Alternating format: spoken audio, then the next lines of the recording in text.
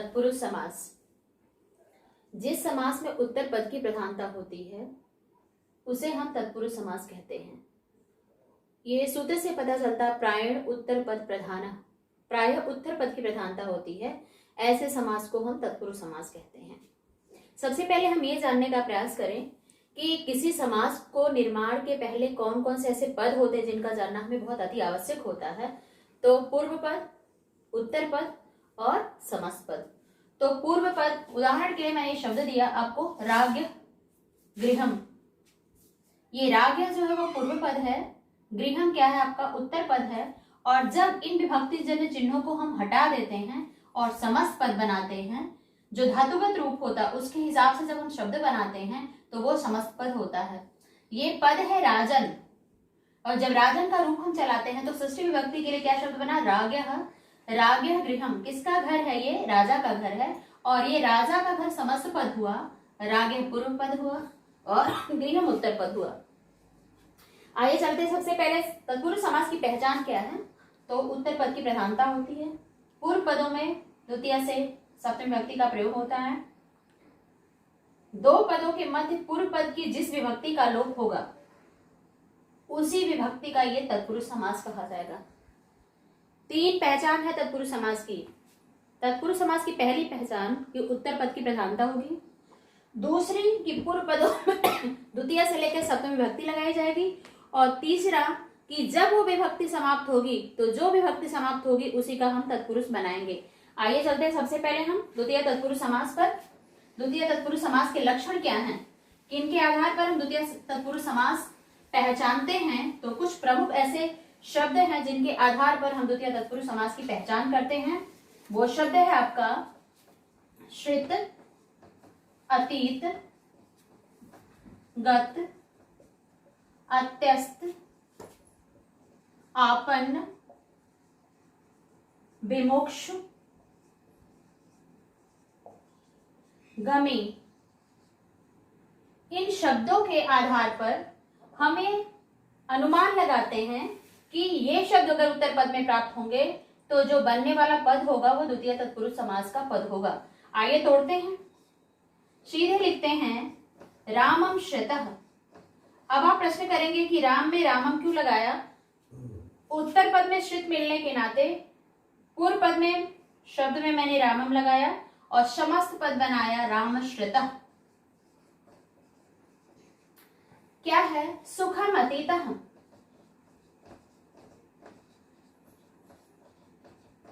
पूर्व पद की विभक्ति का लोप किया और शब्द बनाया मैंने सुखातीतः।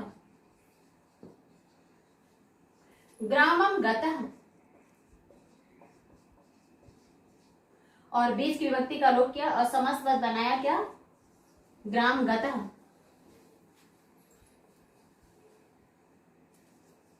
भयम अत्यस्त,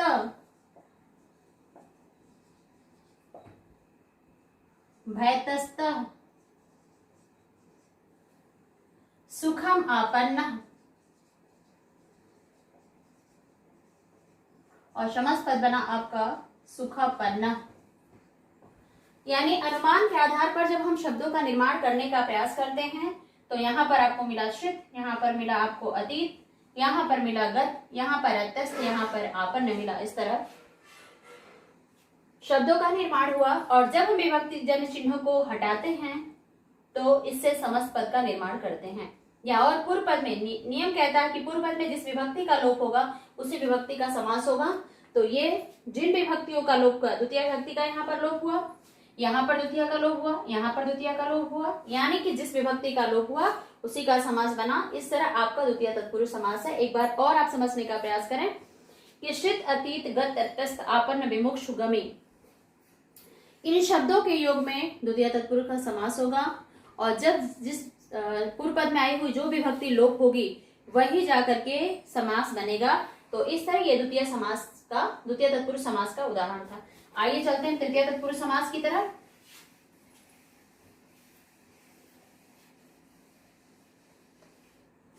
तृतीय तत्पुरुष समास,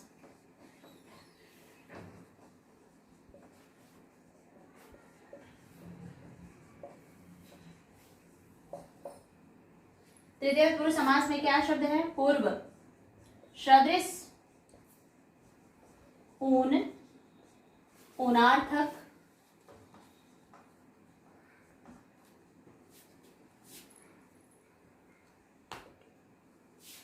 कलह, निपुण, मिश्र, इन शब्दों के योग में तृतीय तत्पुरुष का समास होता है। क्या है? सप्ताहेन पूर्वः,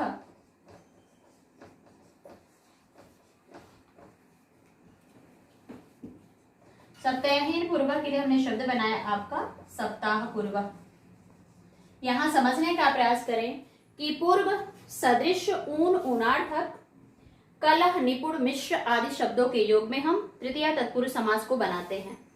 आइए समझे, सप्ताहेन पूर्व, कितने दिनों के पूर्व की बात है ये? तो एक सप्ताह से पहले की बात है ये। दूसरा है सदृशः, पित्रा सदृशः, जो व्यक्ति है वो पिता की तरह है। मात्रा सदृशः, जो व्यक्ति है वो माता की तरह है। जब पित्रा सदृशः करेंगे तो बीच की विभक्ति का लोप करेंगे और समस्त पद जो बनता है उसको हम प्रथमा विभक्ति एक वचन की तरफ ले जाएंगे। पिता का मूल शब्द क्या है? पितृ, तो पितृ सदृशः हो गया। माता का मूल शब्द क्या है? मातृ है, तो मातृ सदृशः हो गया। फिर चलते हैं ऊन के पास। ऊन का मतलब है अधिक, ऊनार्थक मतलब अधिकता के लिए। ठीक है, अब हम तृतीय तत्पुरुष समास के लिए बनाएंगे धनेन ऊन। ठीक है, धन की क्या है? अधिकता है, धनूनः शब्द बनाएंगे धनूनः। फिर क्या है? कलह के योग में गृहेण कलह, गृह कलह। निपुण है, किससे निपुण है वो? तो क्या लिखेंगे? विद्या निपुण, विद्या से निपुण है वो। मिश्र, गुण मिश्र, किससे मिश्रित रूप बना उसका? तो गुड़ मिला हुआ है उसमें, शर्करा मिली हुई है, जो भी मिला हुआ है। तो ये मूल शब्दों के योग में जब हमने शब्द बनाने का निर्माण किया तो सप्ताहेन पूर्व, सप्ताह पूर्व।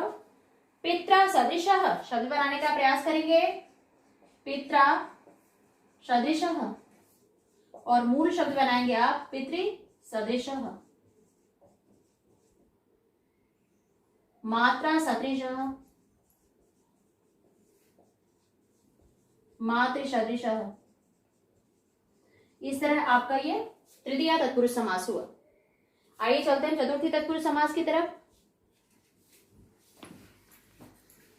हैं आपको पंचमी चतुर्थी तत्पुरुष समास की तरफ। चतुर्थी तत्पुरुष समास की पहचान है तदर्थ, अर्थ, बलि, लोभ, हित, सुख, रक्षित आदि शब्दों के साथ समास होगा। यानी उत्तर पद में ये प्रमुख शब्द मिलेंगे और इनके आधार पर पूर्व पद में हम चतुर्थी विभक्ति लगाएंगे। अब जब ये विभक्ति जन चिन्हों को हम हटाएंगे तो इस तरह शब्द बनेगा। याद रखिए, ये द्विज जो है वो महिला ब्राह्मण के लिए भी प्रयोग हो सकता है। तो जब ये महिला के लिए प्रयोग होगा या स्त्री के लिए, लिंग के लिए प्रयोग होगा तो ये इयम शब्द यहाँ पर लगाएगा। क्योंकि ब्राह्मण के लिए प्रयोग होगा, पुरुष ब्राह्मण के लिए प्रयोग होगा, इसलिए यहाँ पर हमने अयम शब्द का प्रयोग किया है। अगर आप यहाँ पर इदम करते या फिर इयम करते तो भी यहाँ पर ये द्विधार्थ शब्द ही का निर्माण होता। आइए चलते हैं, किसके लिए ये घर है? तो पकाने के लिए घर है, इसलिए पाकशाला। पाकशाला का मतलब क्या हो गया? रसोई। धनाय लोभ, उस व्यक्ति को किस लिए लोभ उत्पन्न हुआ? तो धन के लिए हुआ, तो धन की विभक्ति का लोभ किया और ये जाकर समासपद बनाया मैंने, धन लोभ। किसकी रक्षा के लिए प्रयासरत है आज दुनिया? तो गवे हितम, गोहितम। जनेभ्यः सुखः, जन सुखम। यानी पूर्व पद में आई हुई विभक्ति का लोप, समासपद का निर्माण, जिस विभक्ति का लोप होगा उसी समास के नाम से जाना जाएगा। तो यानी तदर्थ, अर्थ, बलि, लोभ, सुख, रक्षित, इन अर्थों में हमने समास किया और पूर्व पद में आई हुई चतुर्थी विभक्ति का लोप करके हमने समासपद बनाया। तो इसके आधार पर ये पूर्णतः सिद्ध होता है कि ये बनने वाला समस्त पद चतुर्थी तत्पुरुष का ही होगा। अगर हमको समासगत कहीं परेशानी होती है तो सबसे पहले उन समस्त पद को हम तोड़ें और तोड़ने के बाद जो भी कारक चिन्ह मिलता है उन कारक चिन्हों को लगाकर हम समस्त पद बनाने का प्रयास करें। एक नियम ये, और दूसरा नियम ये कि उत्तर पद में जो भी हमारे निर्धारित पद हैं उन पदों के आधार पर हम चतुर्थी तत्पुरुष समास का आकलन कर सकते हैं। और अगर समस्त पद बना हुआ मिलता है तो भी उत्तर पद में मिले हुए शब्द जो भी निर्धारित शब्द हैं अगर वो हमें प्राप्त होते हैं तो चतुर्थी तत्पुरुष का संकेत करते हैं। आइए चलते पंचमी तत्पुरुष समास की तरफ।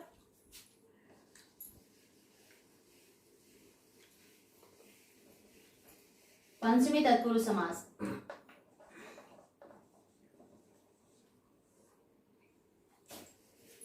भयवाचक पदों के साथ, भयवाचक पदों के साथ अपेत, अपोढ़, पतित, च्युत, भ्रष्ट, इन शब्दों के योग में हम पंचमी तत्पुरुष का प्रयोग करते हैं। किससे डरता है वो?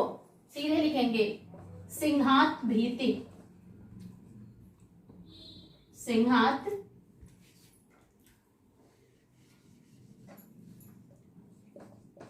सिंहात भीति,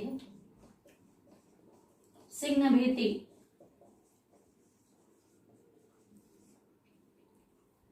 सुखात अपेतः, किससे युक्त है वह? सुख से पूर्ण है वो।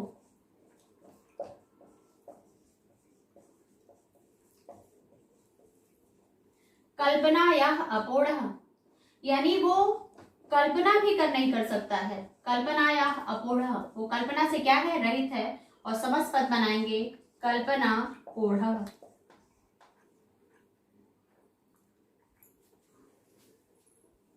भय, अपेत, अपोढ़, पतित, च्युत और भ्रष्ट, इन शब्दों के योग में पंचमी तत्पुरुष होता है। ये अनुमान हम लगा देते हैं, क्या है? किससे डरना? भयवाचक पदों के साथ पंचमी विभक्ति, सुख से युक्त है अपेतवाची पदों के साथ पंचमी विभक्ति, कल्पना से वो शून्य है इसलिए शब्द बनाया, पंचमी विभक्ति लगाई इसलिए पंचमी विभक्ति के लिए कल्पनाया अपोढ़, कल्पना पोढ़। फिर क्या है? वृक्षात् पतितः, किससे गिरा वो? वृक्षात् पतितः के लिए शब्द बनाया वृक्ष पतितः। और पदात् च्युतः, किससे गिरा वो? अपने पद से गिर गया, पदच्युतः शब्द बनाया। और फिर क्या है? धर्मात् भ्रष्टः, किससे भ्रष्ट हो गया वो? धर्म से भ्रष्ट हो गया। इस तरह इन शब्दों के योग में हमने शब्दों का निर्माण किया। ध्यान दीजिए कि उत्तर पद में आए हुए प्रमुख शब्दों के आधार पर हम आकलन करते हैं कि ये पंचमी तत्पुरुष समास होगा। दूसरा नियम क्या है? समस्त पदों के प्राप्त होने पर हम उसको तोड़ते हैं। तोड़ने के बाद जो भी विभक्ति जन्य हमको चिन्ह मिलते उन चिन्हों को पूर्व पद में लगाते हैं और समास पद बनाने के लिए उस चिन्हों को हम हटा देते हैं। आइए चलते हैं षष्ठी तत्पुरुष समास के साथ।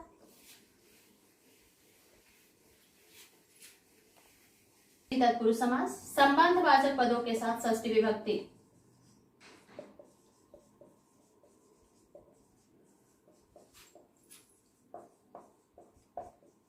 जिससे हमारा संबंध होगा। उदाहरण के लिए सबसे पहले हमने पढ़ाने का आपका प्रयास किया था राज्ञः पुरुषः। ये पुरुष जो है उत्तर पद की प्रधानता है। ये पुरुष किसका है? राजा का। संबंध है इसलिए समस्त पद बनाया क्या हमने? राजपुरुषः। राष्ट्रस्य पति, किसका पति है? किसका स्वामी है? पूरे राष्ट्र का स्वामी है इसलिए शब्द बना क्या आपका? राष्ट्रपति।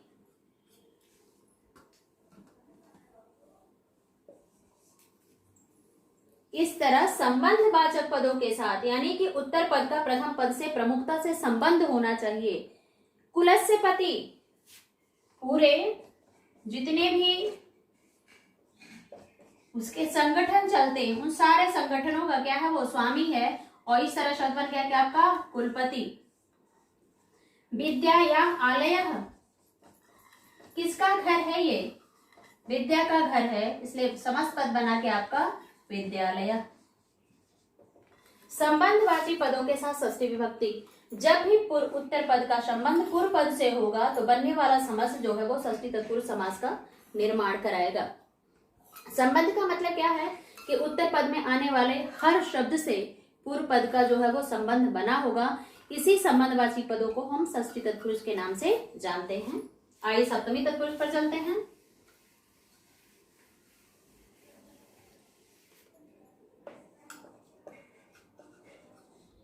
सप्तमी तत्पुरुष में मुख्य शब्द क्या हैं आपके? निपुण, कुशल, धूर्त।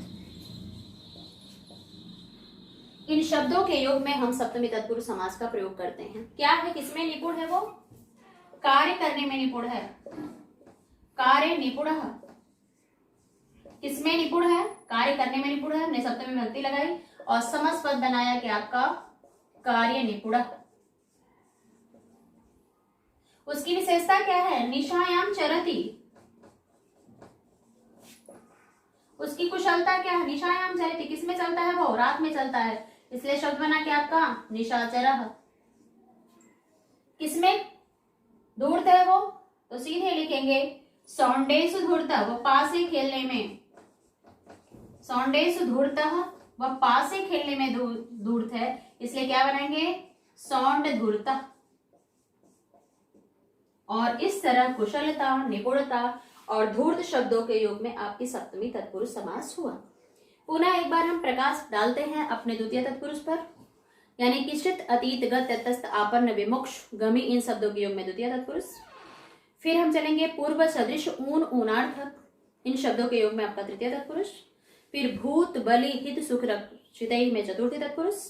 भयवाचक पदों के साथ अपेत, अपोढ़, च्युत और पतित के शब्द में पंचमी विभक्ति। संबंधवाचक पदों के साथ षष्ठी विभक्ति। धूर्त, निपुण, कुशल और बहुत सारे लोगों में अगर किसी एक की विशेषता बतानी हो, कवि नाम कविषु कालिदास श्रेष्ठः, तो श्रेष्ठता बताने के अर्थ में भी हम सप्तमी विभक्ति का प्रयोग करते हैं। इस तरह आपके तत्पुरुष समास का द्वितीय से लेकर सप्तमी तक जो विभक्ति जन्य आपके चिन्ह मिलते हैं, जिनको मिला के हम समस्त पद बनाते हैं, उनके आधार पर ये आज आपका तत्पुरुष समास पूरा हुआ। धन्यवाद। नमस्कार। उसी तत्पुरुष समास के अंतर्गत कुछ तत्पुरुष समास के अपने प्रकार हैं, जिसमें आपका एक नई तत्पुरुष है और दूसरा क्या है? उपतत्पुरुष। इसके पहले आपने विभक्ति तत्पुरुष पढ़ा है, जिसमें द्वितीय से लेकर सप्तमी तक विभक्तियों का प्रयोग हुआ पूर्व पद में, और उत्तर पद में कुछ प्रमुख पद आए, उनके आधार पर आपने तत्पुरुष समास का अनुमान लगाया। आइए चलते हैं नई तत्पुरुष पर। नई तत्पुरुष है क्या? नई तत्पुरुष में पूर्व पद क्या होता है? न होता है, और उत्तर पद में अगर स्वरवर्ण अ है तो उस अ का अन में परिवर्तन हो जाता है। ध्यान दीजिए, नई तत्पुरुष समास में पूर्व पद में न हो, उत्तर पद में अगर स्वरवर्ण होता है तो उस न का अन में परिवर्तन हो जाता। उदाहरण के लिए हम क्या करेंगे? न ईश्वरः, न है, उसके बाद क्या है? स्वरवर्ण ई है, और इस न का परिवर्तन क्या होगा? अन में होगा, और शब्द लिखेंगे हम अनीश्वरः। दूसरा उदाहरण, न इष्टम इति अनिष्टम।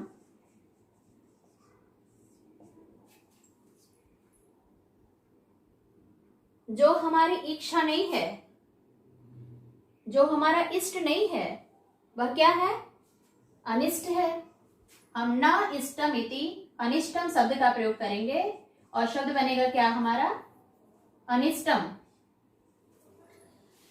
पूर्व पद में न हो और उत्तर पद में अगर क्या हो? स्वर हो, तो न को अन में परिवर्तन होगा, और पूर्व पद में अगर न है और उत्तर पद में अगर आपका व्यंजन वर्ण हुआ, उदाहरण के लिए इसके स्वर के बाद अगर क्या हुआ? आपका व्यंजन वर्ण आया, तो आप परिवर्तन क्या करोगे? परिभाषा कहती है कि न के बाद अगर व्यंजन वर्ण आता है तो न सत्यम इति असत्यम, न का अ में कन्वर्जन होगा। न विद्या इति अविद्या। नई तत्पुरुष समास के लक्षण। नई तत्पुरुष में समास में पूर्व पद न होगा और उत्तर पद में अगर स्वर होता है तो न का अन में परिवर्तन, और अगर न के बाद व्यंजन वर्ण होगा तो न का अ में कन्वर्जन होगा। इस तरह आपका नई तत्पुरुष समास हुआ। आइए चलते हैं हम उप तत्पुरुष समास पर। नियम क्या कहता है कि सुबंत से क्रियापद का अगर समास होगा तो उपपद समास होगा। सबसे पहले हम सुबंत समझ लें। सुबंत क्या है? कि जिन शब्दों में सु आदि विभक्तियां लगती हैं, जैसे शब्द रूप में सु आदि विभक्तियां लगती है, इसलिए शब्द को क्या मानता है? सुबंत। लेकिन जो क्रिया होता है इसमें तीता अंति का प्रयोग होता है, इसलिए उन्हें क्या माना जाता है? तिङंत माना जाता है। आइए, शब्द है आपका सुखम करोति इति सुखकरः। सुखम करोति इति सुखकरः। सीधे नियम कहता है कि सुबंत से क्रियापद का समास होता है। क्रिया क्या है आपकी? करोति, और सुखम में क्या लगी हुई है? विभक्ति लगी हुई है। इन दोनों शब्दों को मिलाकर हमने शब्द बना दिया क्या? सुखकरः। और फिर दूसरा उदाहरण दिया मैंने, कुंभम करोति इति कुंभकारः। घड़े को जो बनाता है उसे क्या करते हैं हम? कुंभकार कहते हैं। फिर क्या है? पंके जायते इति। पंके जायते इति। पंके में आपकी सप्तमी विभक्ति लगी इसलिए सुबंत पद हुआ। जायते आपका क्रियापद उत्पन्न होने अर्थ में है, दोनों का समास हुआ और शब्द बना के आपका पंकजः। ध्यान दीजिए, सुबंत का जब भी क्रियापद का समास होता है, सुबंत क्या है? जिसमें विभक्तियां लगती हैं, जिसमें सु और जस विभक्तियां लगती हैं, जैसे रामः रामौ रामः शब्द बनता है, तो यहाँ पर शब्द है सुखम, द्वितीय विभक्ति वचन के लिए प्रयोग किया गया और ये करोति क्या है? आपका क्रियापद है। इन दोनों पदों का जब आपस में समास हुआ तो शब्द बना क्या आपका? सुखकरः। क्या है? इंद्रजीत शब्द अगर आपका आया, ठीक है, जिसने इंद्र को जीत लिया है ऐसा वह, ठीक है, तो इंद्रम जीतः इति इंद्रजीतः, इंद्र को जिसने जीत लिया। इंद्रम में क्या है? द्वितीय विभक्ति लगी है, जीतः जो है क्रियापद के लिए प्रयोग किया गया है, इसलिए शब्द बना क्या आपका? इंद्रजितः। ये शब्द हुआ आपका उपपद तत्पुरुष समास। तो इस तरह विभक्ति तत्पुरुष के अर्थ में द्वितीय से लेकर सप्तमी तक, नई तत्पुरुष में स्वर और व्यंजन का प्रयोग हुआ और उपपद तत्पुरुष में आपका सुबंत का क्रियापद के समास यानी विभक्ति युक्त पदों का क्रियापदों के साथ समास होने पर उपपद तत्पुरुष समास होता है। इस तरह आपकी इस पूरी श्रृंखला में तत्पुरुष समास समाप्त होता है। अगर इस समास में कोई संदेह होगा तो कमेंट के माध्यम से हमें बताने का प्रयास करिएगा। धन्यवाद।